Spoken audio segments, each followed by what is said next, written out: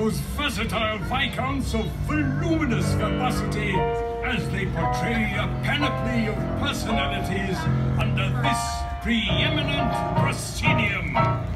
Please welcome Mr. Smythe and Mr. Jones. Can we get a huzzah? Huzzah! Beautiful! I'm Mr. Smythe and I'm Mr. Jones. And how is each and everybody doing today? Welcome to the theater, the famous Royal Theater. And while we're in the theater, I say let's do a play. Using our imagination as well as a good enunciation. Together we will be creating a creation that will take your breath away.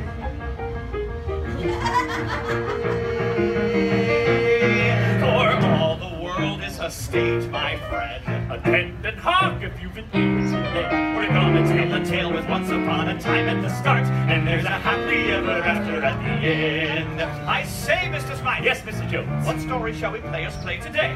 Today we shall render upon these boards an adventure most hair-raising. Well said, Mr. Smythe. For today we tell the timeless tale of Tangled! Of a very special girl. She's full of hopes and dreams, a little something like you.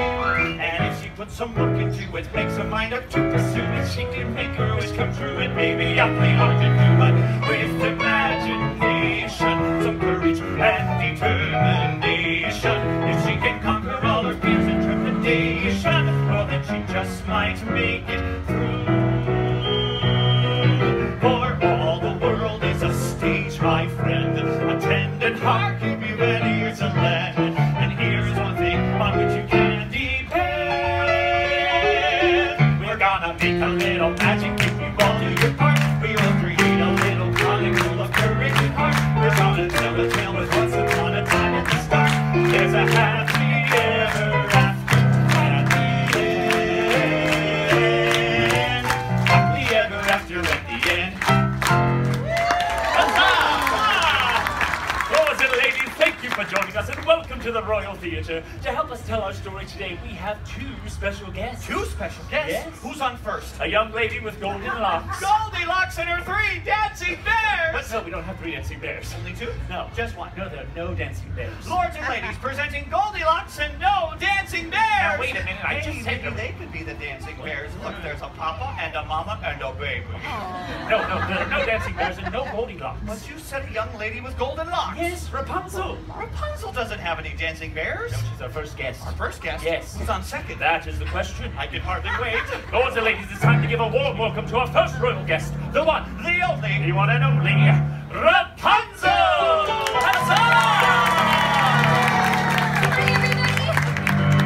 Princess Rapunzel, we are honored to be in your presence today. And we are most delighted that you accepted our invitation to join us for a live performance of your story. It's my pleasure. After all, who better to help us tell the story of Rapunzel than Rapunzel? This is going to be such an adventure. Now remember, we're here to assist you in any way we can.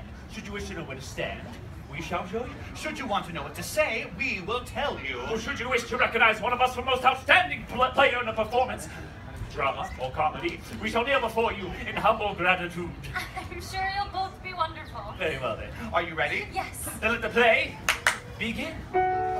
Once upon a time, there was a radiant young lady named Rapunzel. Who lived at the top of a tall, tall tower. From the time I was just a baby, my mother never allowed me to go outside. Each day as Rapunzel gazed through the tower window, she wondered when would her life begin. My dream was to see the floating lanterns that appeared in the night sky every year on my birthday. But today, like every other day, Rapunzel's daydreams are interrupted by the sound of a familiar voice. Rapunzel! Mother Gothel? Let down your hair. Well, let me undo that for you. Wait a minute, wait a minute. You have no idea how long it takes to braid this. But of course. Stunt hair, please. Oh, what's that? That is a theatrical representation of your hair. Oh, I love the theater. Rapunzel, I'm waiting. Coming, Mother. Obediently, Rapunzel lowered her hair so that Mother Gothel could easily ascend the steep tower wall.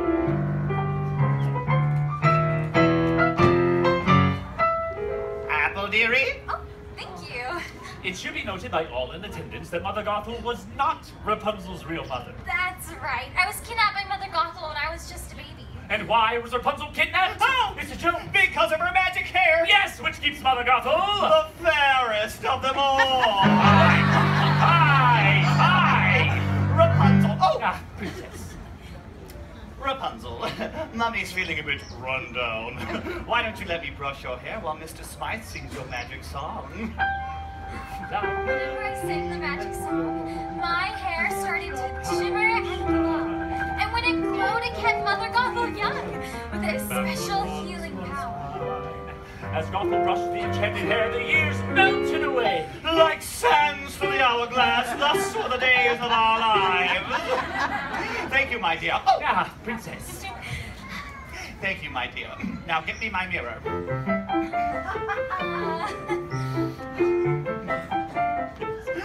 Oh. Do you know what I see? I see a strong, confident, beautiful young lady. Oh, look, you're here too. Realizing this might be her last opportunity, Rapunzel summoned up the courage to ask. Mother, I was wondering. I mean, it is my birthday tomorrow. Would you please take me to see the floating lanterns? It's my only birthday wish.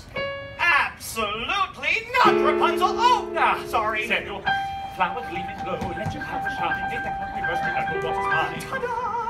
I told you, the world is a dangerous place filled with ruffians and thugs. And that's why I keep you locked up in this beautiful tower. Oh, sorry. Seriously, Sam. Flower glow, power shine, country burst by the mind. Ta-da! For your own safety, my dear, you will never, ever, ever, ever, ever, ever leave this tower, ever! Woo! Trust me, Rapunzel, Mother knows best. Rapunzel was determined to see the floating lantern, so she did what any imprisoned 18-year-old girl would do. She packed up a frying pan and headed for the window. Looking down, Rapunzel spotted a young man climbing the tower. A stranger! And as he hauled himself into her tower room, Lords and ladies, a hearty huzzah for Flynn Rider! Huzzah! Quickly, Rapunzel did what any imprisoned 18-year-old girl who just knocked out a climbing stranger would do. After that, she went through his belongings, found a royal crown, and hid it. Now surely I can convince him to take me to see the floating lanterns. what Rapunzel didn't know was that the crown was stolen. Flynn was a wanted man.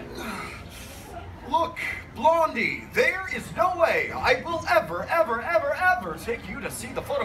Okay. I'll take you to see the lanterns. Anything to get that crown back. And so Rapunzel let down her hair. And down the tower they climbed. Okay, this isn't weird. Climbing down hair? As they scaled down the stone wall, the stranger introduced himself as... Flynn Rider.